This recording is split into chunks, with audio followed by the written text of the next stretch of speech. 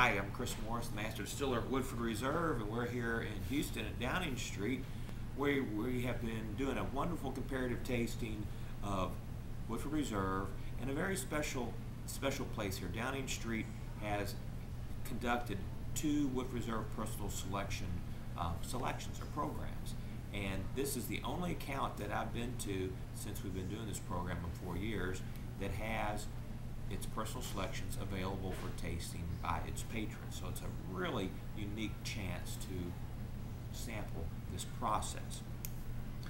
Woodford Reserve is a small batch bourbon from Woodford County, Kentucky.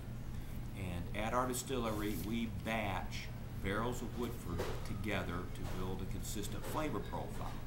That's because no single barrel at the Woodford Reserve Distillery is Woodford Reserve by itself, because barrels are as individual as all of us are. So you taste barrels, identifying their predominant flavors, and batching those complementary flavors together to get a standard flavor, which is Woodford Reserve, right here. But the personal selection program is really special because the customer comes to the distillery and we will sample 10 barrels. And we will have sampled barrels that are representative of the 5 main areas of bourbon flavor. A couple of the barrels will be very sweet, confectionery type notes. A couple of the barrels will be very fruity, estery. 2 of the barrels will be very spicy. 2 of the barrels will have a lot of wood character, and 2 of the barrels will exhibit some grain and nut character. So batching those together would have been a batch of Woodford, but we sample those 10 barrels, and the customer chooses 4 of them to move into a batching round. And those 4 preferred barrels, batched in 2-barrel batches, will give us 6 little batches to taste.